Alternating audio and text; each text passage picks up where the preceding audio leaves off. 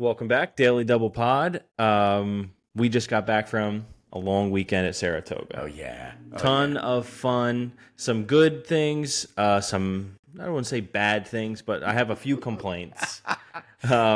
So let's just get into it. Let's talk about our weekend. We were there for opening weekend together. Have we been there for opening weekend together before?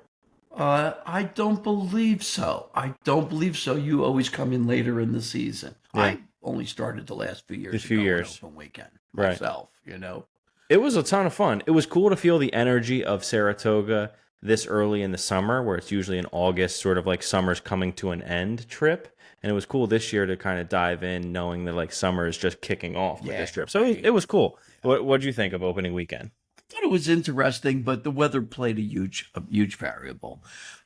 We've been running into real solid humidity. It was muggy. There were multiple thunderstorms. It affected the track. There was no turf racing on some days. Only the big races were run. Hmm. Some of those fields were cut small, and I think it hurt the handle, and it hurt some of the races. I mean, some of those races where you have four, I think we did our best to compete and have some fun, but you would much rather have a nice 8, 9, 10 horse field on the turf. Yeah. But nonetheless, it was challenging, and I thought Saturday we made the most of it. We had a lot of fun with our show parlay and with the things that we went that we dug in on.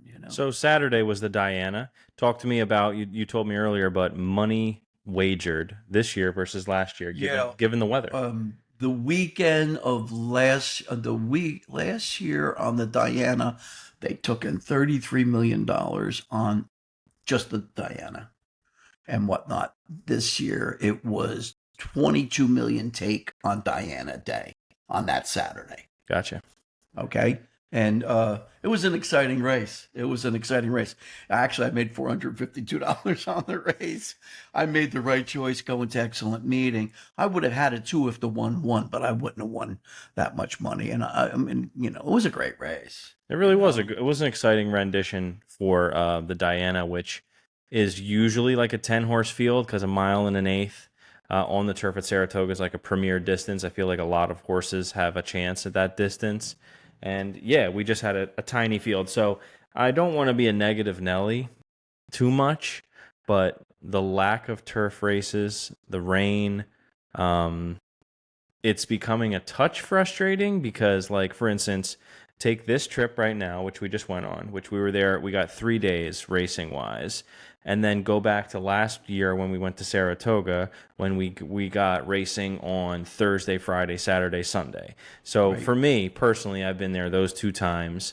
That is 7 racing days. And this is not an exaggeration. I think in 7 racing days at Saratoga, between this trip and 2024's last trip, I've seen 3 turf races, Yeah. which is kind of Handicap, yeah, crazy. the handicap races, they took the others off. Yeah, It's what's been going on? I mean, it's like I it's don't know. Something's going on. the weather patterns, but I like the way it looks next week. I saw sunny Monday through Thursday. Hmm. I saw only a 35% chance of shower.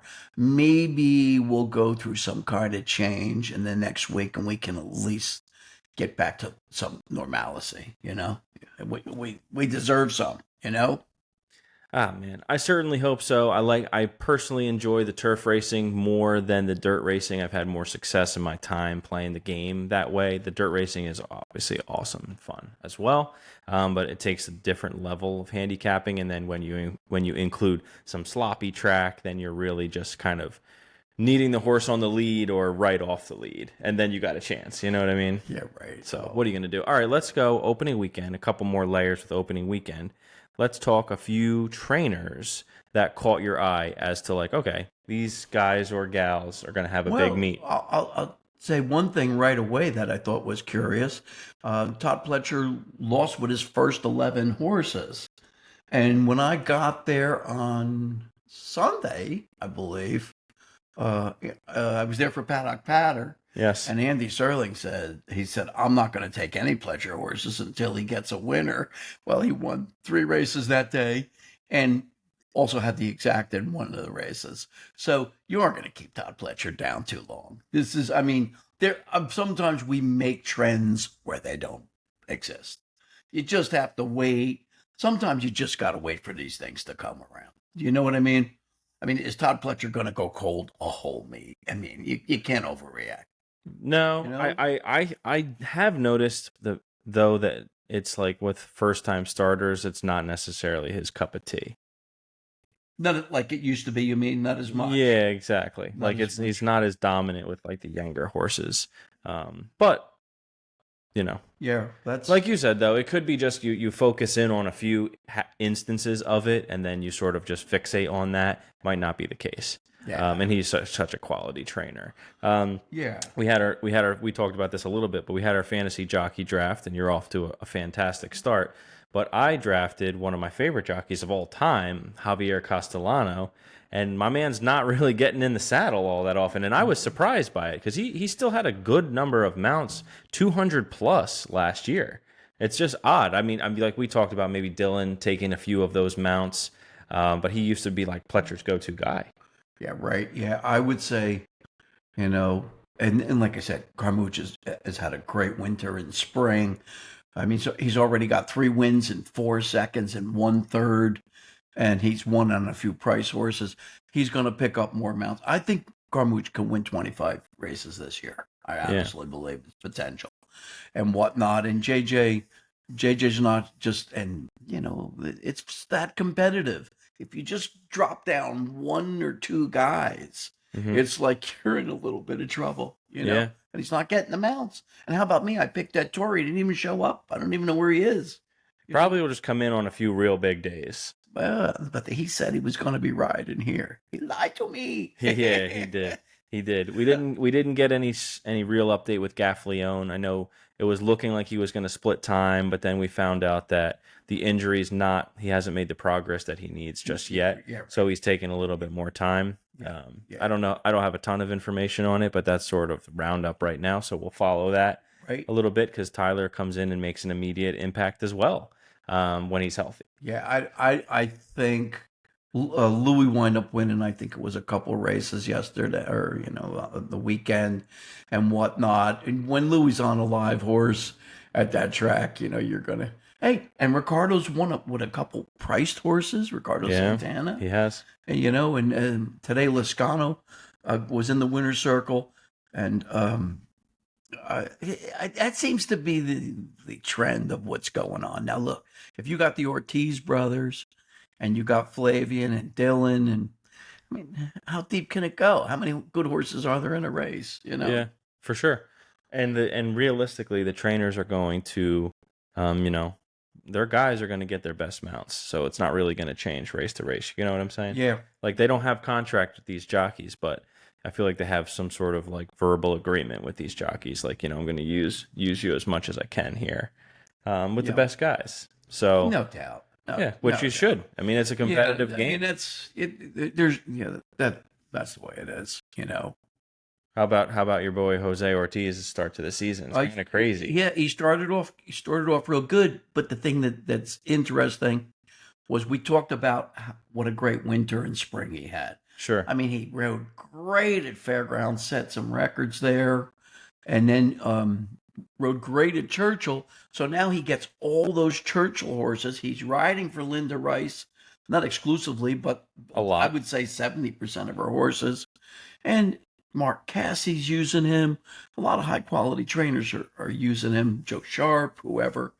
But and he's all business. You watch Jose. He's a good hard jockey. He works hard. He's good on the front. He's good closing. He's a high quality. He's a high quality jockey. This kid. He is. I was very impressed with him. So we're going to do a fun segment here where we do power rankings. Every so often, Daily Double Pod will release their power rankings. And as opposed to doing two separate, let's do it so that we come up with a list together of our top 5, and we'll hash it out. If we disagree, we'll work with each other and try and find a happy medium of let's go through and get a top 5 jockeys in the country list. Daily Double Pod edition, not just me versus you together. So let's go ahead and we'll start it out now. Do you have in your mind a clear-cut number one in the country right now as a rider? I would say that there's two things going on. What I saw this weekend solidified my belief in Irad Ortiz as developing into a very high quality jockey. There were two races that he was in where he was moving up in class with a speed horse on the rail, and I thought he was overmatched in both of those races. He didn't force the issue. He put his horse in third, fourth place, let the speed horses go, angled out, and won races with horses 6, 7, 8, 9 to 1. Showed incredible patience. I thought they were tremendous rides. I think on the dirt, him in sprint races is probably one of your top jockeys. Flavian, who we're going to talk about, Flavian seems to be great on the turf, going 2 turns. He does excellent. So I think those two jockeys obviously have risen to the top. I think they'll still probably run a real high. That's what I would think. What do you think? Okay, so if you're comfortable with it, I do agree. I think Irad would be my number one overall jockey in the country. So you feel comfortable with that, putting it in our one slot? I would say on the dirt, especially, I'd put him in. Right. On the dirt. And this list this list goes all the ways, so it takes everything into account. Takes everything? Yeah. Yeah. You know what? He impressed me this weekend. He just impressed me. Look, I've been playing horses a long time. Yeah. When a guy can win a race with a horse that doesn't make that much sense on paper and looks just decent and pull it off, very competitive races. I know. I'm kind of going, wait a minute, how did he pull that off? And even Carmouche said to me, I said, you almost won it, Carmouche, with that 15-1 shot. He said, Irad moved ahead of me. You know what I mean? And ultimately, his timing, Irad, is very good on the dirt at that track. Yeah, completely. Okay, so Daily Double Pod is locking in Irad Ortiz, I think, as the number one overall jockey in the country. So he'll be in our number one slot together. I think below him, in the next 3 slots, you have Flavian Pratt, Fresu, and Jose Ortiz. Yeah. Do you agree with that? Those would be the next 3 in some order. I probably like Juan Hernandez a little bit better than Fresu, but I do like Fresu a lot. He's very reliable, great on grass. Mm-hmm. But something about Juan Hernandez. I think he's a journeyman. He's been around a while. I like him. He just always is good in the drive and puts his horses in the right spot. I think he's excellent. What about Rispoli? You think he fits in the top 5? I think Rispoli's. I don't think I'd put him in the top 5, but I think he's an excellent rider. I don't know if I'd put him in the top 5. I like those two guys a little bit better. Okay. Okay. So, what about Luis Saez? Would he fall in your top 5? Yeah. Well, you know what? Louis' athleticism, on a horse, getting a horse in play and trying and whatnot is excellent. I would say he's going to have a good meet. What do you think? 30 winners for Louis? Yeah, it's fair. Is that fair? So. I do. 30 winners for Louis. If he's not going to get the upper echelon horses that much, but I think he's a great rider. He's fantastic. Okay, so here's a curveball. What about someone like a Paco Lopez, who's going to absolutely dominate in the meets in which he runs, but he's not going to push and test himself at a meet like Saratoga? He goes, I'll just stay here and win this meet 17 times in a row. Guess where Paco Lopez was riding today? Take a guess. Probably Philly Park or something like that. Colonial Towns. Yeah, he's a hustler. He'll work every day. I think he leads the country in wins. I think so too. I saw. Yeah, I think so. And or close to it. The bad thing about Paco is that he gets overbet. Mm-hmm. So what'll happen is I'll see him in these races at Philly Park or Monmouth, mm-hmm. and it's always a few points less. It's always a few points less than it should be. And I mean, he's an excellent, excellent rider. He's getting great mounts, but you gotta really dig deep and know that he's on a good horse before you play him, because you're not going to get the you're not going to get the price. No. Right, that's fair. So, sidebar, this isn't necessarily, we'll finish out our list, but do you think there's any other jockey in the country that could beat Paco Lopez in a fist fight? I feel like Paco Lopez, if you put boxing gloves on him, beats up most jockeys in the country. You know what? I don't know. I think he's probably a sweetheart. I think he's just probably a sweet guy. You think? Yeah, I think he is. I think he's a little dirty sometimes, Right. and whatnot. But I don't know if he would ever instigate. I can't picture him necessarily instigating. You don't remember when Irad Ortiz had to punch him in the mouth? Well, that was because he cut Irad off, and then he claimed foul. That's what I'm saying. He's competitive. He's competitive, but I don't know. I mean, I think he took the punch without throwing one back. I think so too, which is kind of a G move. It's kind of awesome. So I'm a Paco Lopez fan, but I think that for me he'd probably be a top 10 jockey in the country because he doesn't ride at all the elite meets. He kind of picks his spots. Yeah. So just wanted to see sort of where you go. He's a with good that. Gulfstream. I think he had another good Gulfstream meet. Yeah. I don't.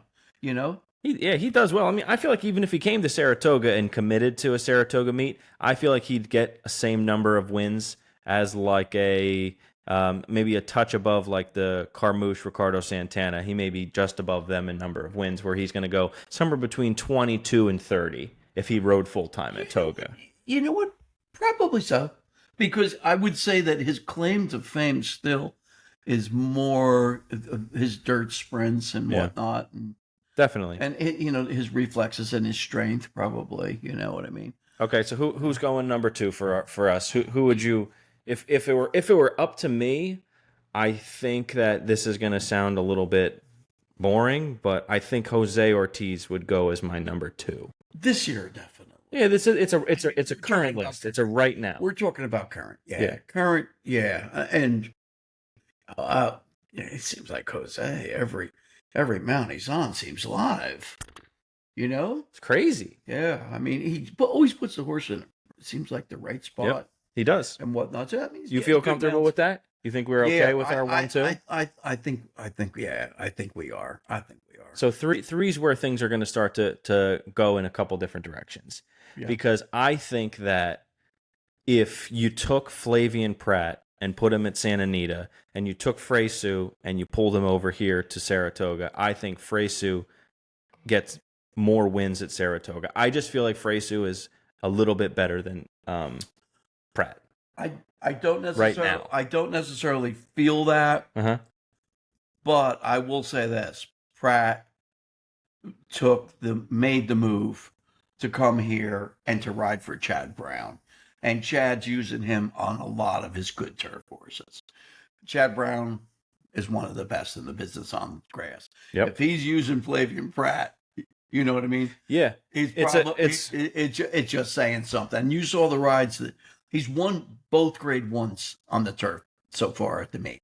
Mm-hmm. He won both of them. Yep. You know what I mean? So my only counter is like, for me, Flavian Pratt is sort of like a Julian Leperoux type, where he's a grass specialist that'll give you a good ride on the dirt every once in a while.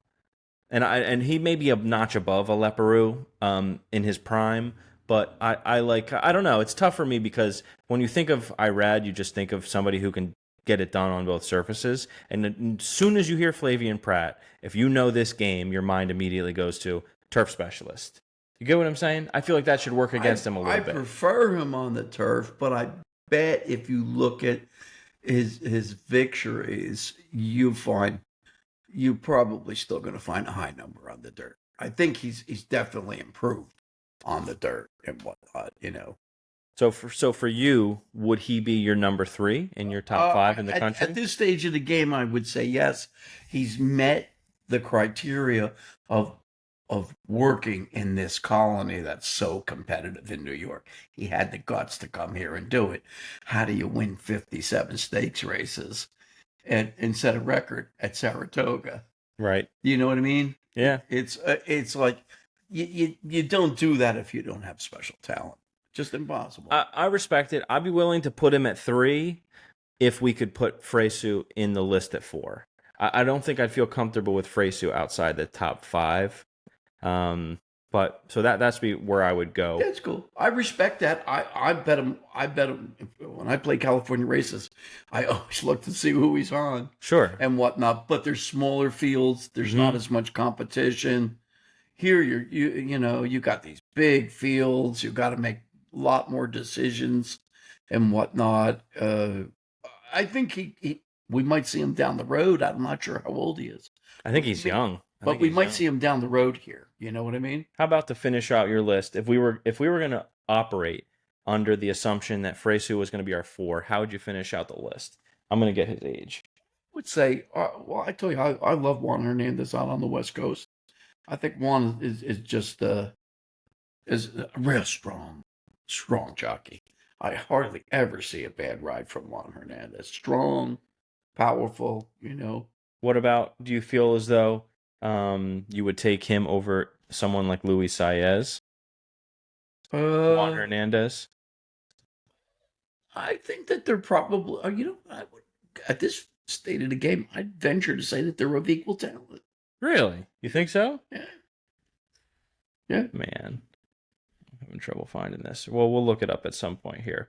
Yeah, I mean, if you felt confident in it, I could probably go with you. I think I would lean towards Louis, but if you felt real strong about it, I kind of like the list being like that too, to where it's not just East Coast. It really takes in talent countrywide in the United States. So okay, so I'm okay with it. If you're with it, we can submit Daily Double Pod July power rankings. We'll go Irad Ortiz, Jose Ortiz, Flavian Pratt, Antonio Fresu, Juan Hernandez.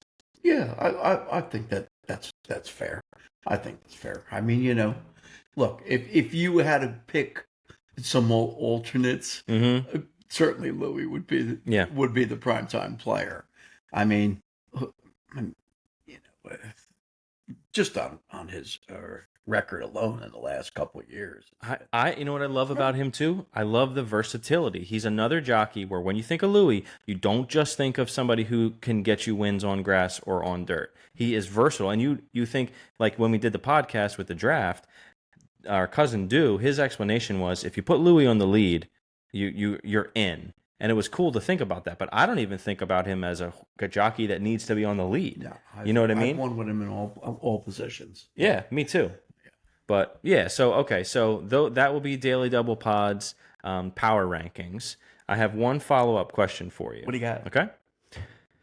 I'm going to give you 4 qualities in a jockey, and I want you to tell me, either active or retired, who you would put into these slots / qualities in a jockey. We're going to essentially try and create the greatest jockey of all time. So our first quality, I'll run you through them first. Our first quality is pure reaction, essentially break, gate, hands, puts them where they need to be right out of the gate. So fast hands, good reflexes, and beautiful out of the gate. I'll give you all 4. So that's 1. 2 is someone who puts the horse in a great position tactically, whether that be on the backstretch, whether that's, anywhere, but gets the horse in a position where you're going to get the most out of the run. 3, a jockey with impressive timing. So basically that jockey that doesn't move too soon, always seems to get the most out of the horse and is, moving at the end. And 4, a jockey with the powerful finishing move. Someone that with 100 yards to go is going to be outwork the jockey to his left or to his or her right. So again, the break, the timing, the finishing move, and the positioning. Right. Talk to me. Well, you know what? When I think of all those things, and I just think of not just the last 4 days, but what we've seen and the numbers that he's posted, I still can't go beyond Irad Ortiz. Okay. Now, I would say, I might ask myself, because it seemed like a few years ago, Chad Brown was using Irad more on almost most of his horses. And for him to go to Flavian, to mix Flavian in, kind of like maybe say, why is Chad doing that? Yeah. What's going on? What did Chad sense about what Flavian had, as opposed to take it away from Irad? I don't know. He still uses IRAD on some horses, Hmm. but he seems to use Flavian on more horses. He does. So at that point in time, that would be the only little bit of doubt. But ultimately, I think Irad's got incredible reflexes.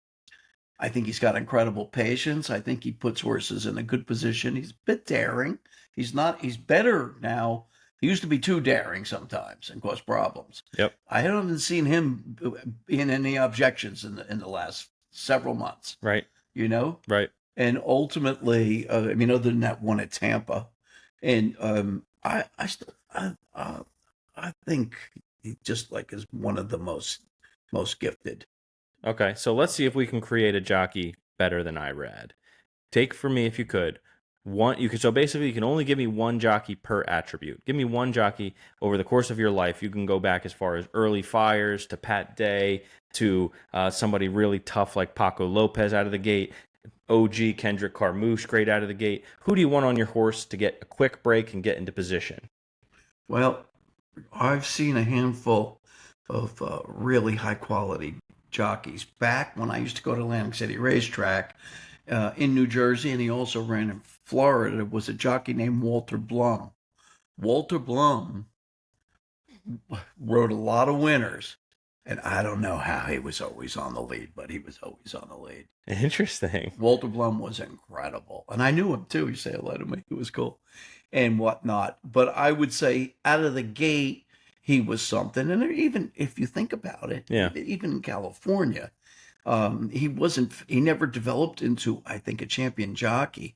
But Maldonado, Candy Maldonado, out of the gate, Yeah, he was he's bullets. hard to get out of the gate, to beat out of the gate. Yeah. And now here again, now we'll take somebody who we know, like I say, a Jerry Bailey. Yeah. I never think of Jerry rushing a horse up to the front, No. and yet we've seen Jerry dominate Sure. in several years Mm-hmm. and whatnot. You know, more timing, or even Dylan. I mean, Dylan will go to the lead sometimes. Sure.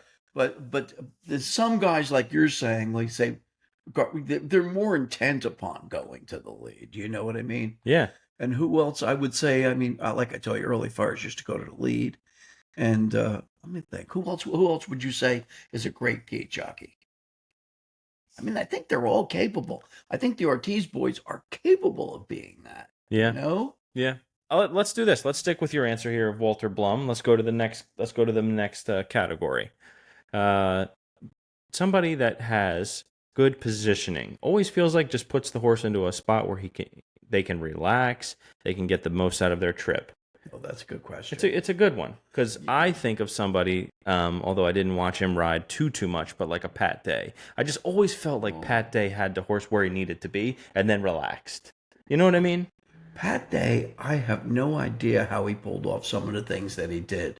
I saw Pat Day on a horse at Gulfstream Racetrack back maybe in the 80s or 90s.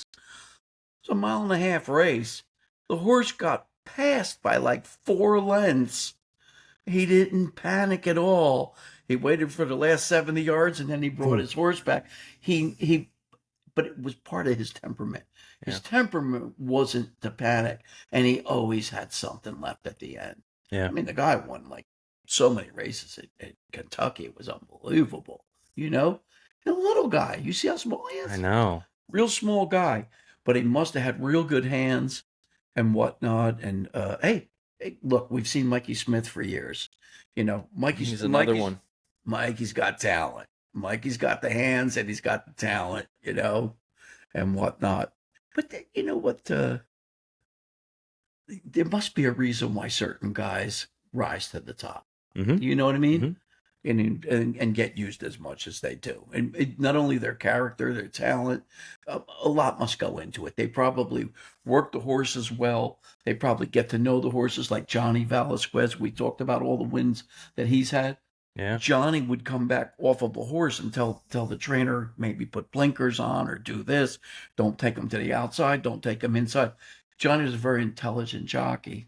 So he would learn things. That probably plays into it too. You know what I mean? John could be used for this as well. All right. So how about timing? When you think of timing Any jockey come to mind as we're building this? Well, you know what? There were, I think you do get certain jockeys who just have a feel for the finish line. Yeah. You wonder how they get them up in time. You know, I kind of like Flavian for that, I'll be honest with you. Interesting. I think Flavian's timing has been real good. We've seen him just get horses up in these turf races frequently in the last couple years. Yep. I mean, and Who do you want for the prior one? Do you want Pat Day for the pure positioning and letting the horse relax and finding a good spot? Yeah, Do you want to go? I like Pat. I really I like Pat. All right, we're going to go Pat. Final thing that I need from you is just a jockey down the lane. It's your horse against another horse. They're equally matched and they've used the same amount of energy to get to this position. Who do you want to drive in the end at the end of a race? Because you know who I want? Louis? Louis Fantastic. I want Joe Talamo.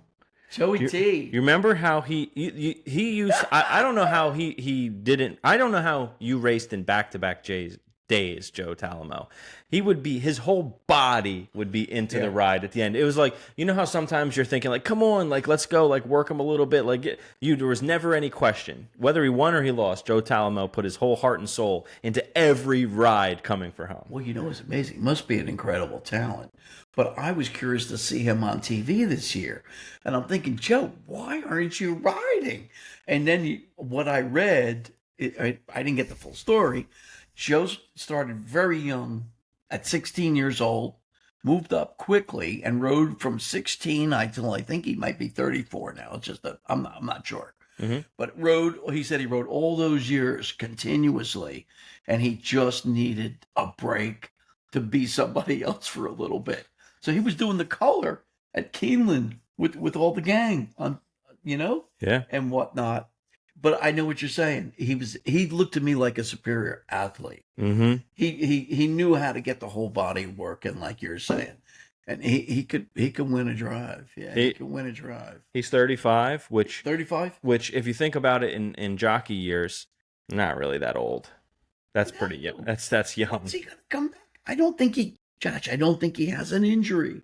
Yeah, I think he's taken like a mental reset. Yeah, They're gonna get a refresh and like try and I don't know. That's just a guess. Yeah, but that makes sense. From what little I've seen, looks like he's sort of just enjoying a little bit of time from the other side, and it's cool too because as great of a jockey as he is, I saw him on one of the programs that he's on the mic, and he's talking about how he has like had very little winners. He hasn't picked many winners. No, and it's so funny. No, and because he's such a horseman. Yeah, he's like, this is like my first winner of the year. It tells you that it's a hard game. Oh man, give me a break. And then we could talk about our pal Kendrick Carmouche, because Mooch won titles at Delaware and Philly Park and was obviously a dominant speed rider. You know how many tickets I cashed on him, closing from 14 lengths out this winter and spring? He motors. He can still wait. He's learned to wait. He's learned to feel his horses through really good, and he's been finishing with horses too. Yeah, he has. One bonus category that I'm going to throw in just because it just hit me is a jockey with what we call the clutch gene. The Ray Allen seconds winding down on the clock. You get the ball in the corner and you got to put up a 3 to tie the game to keep the team alive. And my mind goes to a few people, like a few honorable mentions, like a Mikey Smith, who has done really well. Jerry Bailey, I feel like was very, very clutch in the big moments. But you know who I always thought of, and it was like my formative horse racing years that I just felt like whenever I was watching a Kentucky Derby or a big race, like this guy always delivered. Bejarano. Didn't it feel like there was a stretch where Bejarano just was the man? Ralphie had a few years where his name was listed 4 or 5 times a day on winners. It was like, I mean, it's going back maybe over a decade. Yeah. And whatnot. But yeah, I think that very talented rider, and whatnot. But you know what? We've been lucky to see a lot of really. Hey, you and I used to play Shane Sellers. I remember that one season. He might be I think Jari might have beat him that one season, but he had like 105 winners at Gulfstream. I mean, it just there's a lot of great jockeys. A lot of Definitely. great jockeys. How about the jockeys that talk so highly of the Kentucky Derby? And it's kind of interesting because we talk about our current top 5 rated jockeys in the country power rankings. We gave you our list earlier. On that list, 0 Kentucky Derby winners on that list. No one's won a Derby. Is that right? Yes. So it's kind of interesting because I know a lot of jockeys will say that the Kentucky Derby is like the pinnacle. It's like the thing. It's like if you don't win it, it's like you didn't win the NBA championship. It's Charles Barkley-esque where it feels like a hole in the resume. And a lot of the best jockeys now, you see the trends, are younger, can ride a whole crap load of races, ready to go back to back. Like our list is a lot of younger guys. You know what I mean? Yeah. And so there must be something to what I'm getting at is to win a Kentucky Derby is very difficult. And our top 5 jockeys right now that we think are in the country, none of them have won a Kentucky Derby. So it just shows you how competitive the game is. And it's just a matter of things coming together and lining up for connections. And you know what's interesting? I don't know if you saw who's riding at Gulfstream this week. Victor Espinoza. Victor. Well, that's another one. Listen to this. Victor was obviously on American Pharaoh. Yeah. And when he lost the Travers and whatnot. And he hadn't been to Saratoga for years since American Pharaoh. And he started working horses for Wesley Ward. And Wesley said to him, I got a bunch of horses. Come and ride at Saratoga. He's already had almost 10 mounts. He's been second like 4 times. He doesn't have any winners yet, but he's riding fine. And I wouldn't be surprised he wins a race real soon because he's riding for Wesley and whatnot. But you know what? These guys are all talent, like we talk about with Johnny V. These people are all talent. Johnny won a few races already, And how about Brian Hernandez? We didn't even mention him. It's a couple years now. He's been doing masterful rides. He wins. Yeah. He wins a lot of races, not just for Kenny McPeak. Right? And watch him ride. Very comfortable rider. Seldom panics on a horse. Seldom. Yeah, he seldom gives you a bad ride. Yeah. Another name that comes to mind for our game that we played where we put the pieces together, timing of rides. How about a Ramon Dominguez? I felt like he was another one that he never prematurely moved. He never, waited too long and didn't give the horse a chance if the horse was live. He was unbelievable. Yeah, great horseman. It was a shame because he was leading jockey. I used to play him at Delaware all the time. He won tons of races. You saw him when you were a kid. Yeah, it was just a shame that he had a couple of those injuries with some of those brain injuries and whatnot. And it's a shame he had to stop so young because he could, like we said, these guys are riding into their 50s. Yep. And he was at the track the other day. Was it today? I think it was today I saw him at the track in the winner's circle presenting something. And, and still fit. Just looked like a little skinny guy, Yeah. Still doing it. But yeah, it's sad. Like we said, it's a dangerous sport. You there's a lot of bones you could break in the body. No, there is. It's a dangerous game, but it's a ton of fun. The Saratoga meet is upon us. Daily Double boys. We were at Saratoga this past week, opening weekend. We'll be there again the weekend of August 16th. We have some fun things lined up for the next month or so. We'll keep you posted with those updates, and then look out for we're going to drop an episode on preview for the Haskell Stakes. Will probably come out before this episode, so you'll have seen that one. But that's what we got here, recapping our opening weekend at Saratoga and looking forward to things to come. Talk to you soon. Right on.